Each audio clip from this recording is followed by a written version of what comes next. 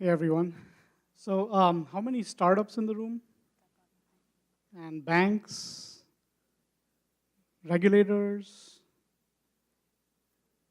consulting companies? Okay, cool. So, we say brute force analytics, and I'll tell you more about why brute force and why that's important. So, what we're trying to do is help the FinServ industry essentially improving transparency and efficiency in the whole regulatory compliance process. So between regulators and banks, really help them to have a less adversarial relationship and have a more functional relationship, and really help the banks making the stress testing or compliance process more a part of their daily operations instead of it being some kind of fire drill that they need to go through once a year. People intelligence on steroids. And so we can provide very, very deep intelligence on people. And we tend to look at not just envelope information, but actually what's going on inside the envelope. And I'll talk more about that. And then with data leaks and reputational risk exposure, this is something that we do at a very high speed. I'll talk more about that too. And then a little bit about banking the underbanked and the unbanked, even in this country. A lot of people are trying to do it overseas. So with regulatory risk modeling, with CCAR, PPNR, for example, the way this is done today, so you have the 30 Fed mandates, you have some macroeconomic variables, you have certain bank operating parameters. And the way most people do this is what I would call artistically. And so you'll pick a certain set of variables and present a model. So it could be things like housing starts go up, housing sales go down, dollar goes up, gold goes up, oil goes up, stock market is down, and now we're in trouble. And most banks end up operating pretty far away from where they need to be. And these models are pretty brittle under regulatory stress test. What we do is we actually take all of these variables and we'll calculate covariance and correlation for every combination. So twos, threes, fives, tens, hundreds, we will give you 10 billion models and then apply simulation to it to basically figure out which models are actually most adaptable and most withstanding to the stress. And present you with the top 100 models, and then you can present that to your regulators. And because all of this runs so fast, you can actually do this on an ongoing basis in your bank. On the people intelligence side, the way people really look at their customers today, so they have CRM information, they have some loyalty and rewards information, et cetera. When customers opt in, we are able to pull in lots of information. So Omniscience has access to 4 billion gigabytes of data per day. So that's 4 exabytes. That's about 80% of the data that's generated out there. And so when a customer opts in, we actually help them to then have behavior-based information. So with this, you can actually look at insider trading. You can find connections between people that you would not otherwise have found. For example, uncovering a link that these two people wrote a paper together in school once upon a time. It could be something as simple as that. It could be something a lot more complex than that. We can talk about that in greater detail. Panama Papers, right? So it's taken the ICIJ about a year with 400 plus people to go through about 40% of the data. And it's a lot of data. It's 2.5 terabytes of documents. It's about 11.5 million documents. We scream through that in about 4 hours and can tell you about your data leak risk exposure, and as new leaks break, tell you about your bank's exposure to those risks. Operations and due diligence. So this is investment due diligence. We process unstructured data at a scale and speed that is pretty unprecedented. Coming out of some work that we did for IARPA, we worked on an IARPA project called Embers, which was basically connecting the dots and finding bad guys. And one of the things we did here is there was a shared ride service, and there was a large investment being placed in it, and we found some operational risk. Details are in the slides. So why is this not possible to do today, and what are we trying to do? Today, we find that most people have a bunch of libraries or tools. People are not building a complete solution. And we don't sell to data scientists. We typically sell to a business user, and we sell a complete solution because um, essentially the time to value as well as the project risk goes up a great deal when you're actually giving a tool to an internal data science team and something that they're not familiar with. It's the same story with platforms.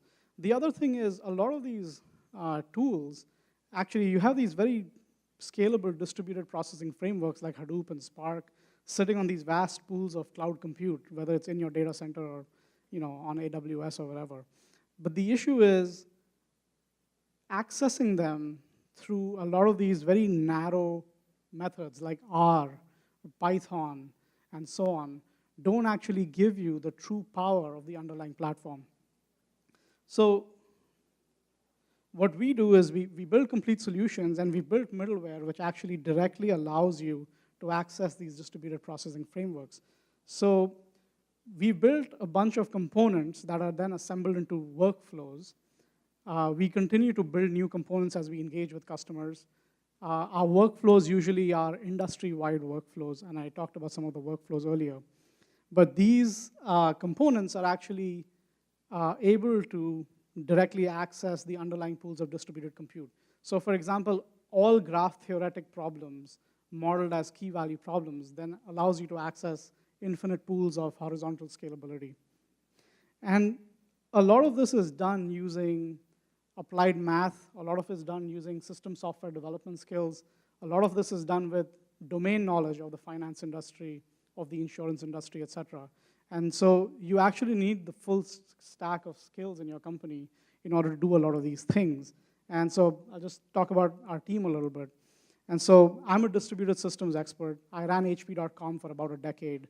And so I've built out essentially systems for some of the largest companies in the world, anything where it comes to large amounts of compute. And my co-founder Manu worked at Deloitte's Financial Analytics Institute, and he built their predictive coding system, which was actually used in the Lehman Brothers bankruptcy case, and that was the first time that the US courts allowed computationally generated evidence to be used. And he also worked on part of that IARPA Embers program. And then Andrew Fong, one of our team members, is from the world of finance. He worked for GIC, if any of you know them, the government of Singapore's investment corporation. They're one of the largest sovereign wealth funds in the world. And Pallavi joined us recently, and she is a FinServ sales expert, and so that's a very important skill to have in the team because she sold into pretty much all of the large banks and the large hedge funds in the last couple of years and has that connect. So this is how we view ourselves in terms of our completeness of product and complexity.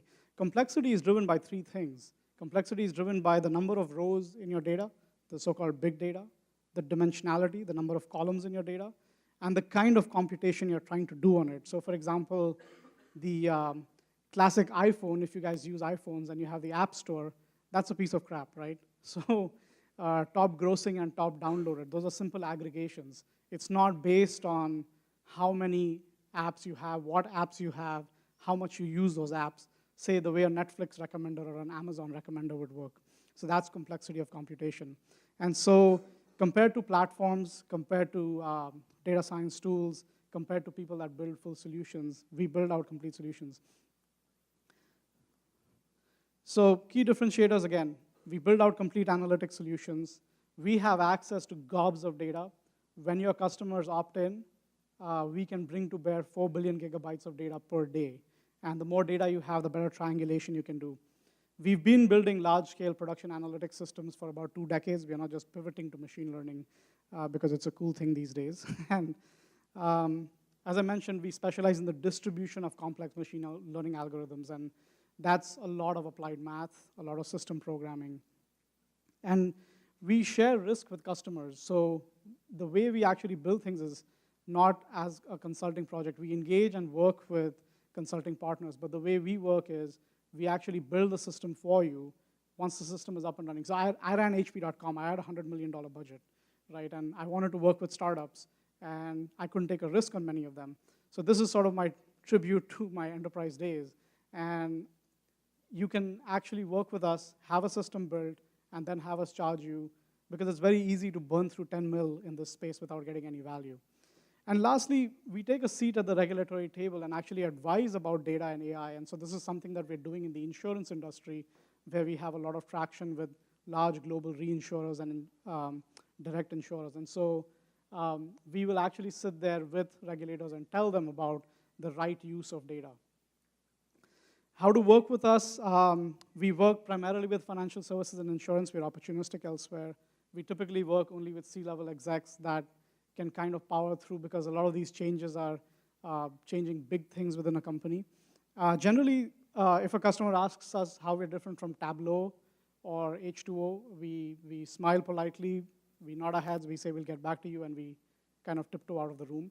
So customers need to know why they're working with us, and not working with some of our competitors. And lastly, the customer is not actually looking at their internal data science team that is actually busy with a lot of internal ongoing operations type thing. They're looking at people that can handle scale at a speed that their internal teams cannot do. So that's us. And we have, I guess, 5 minutes for questions.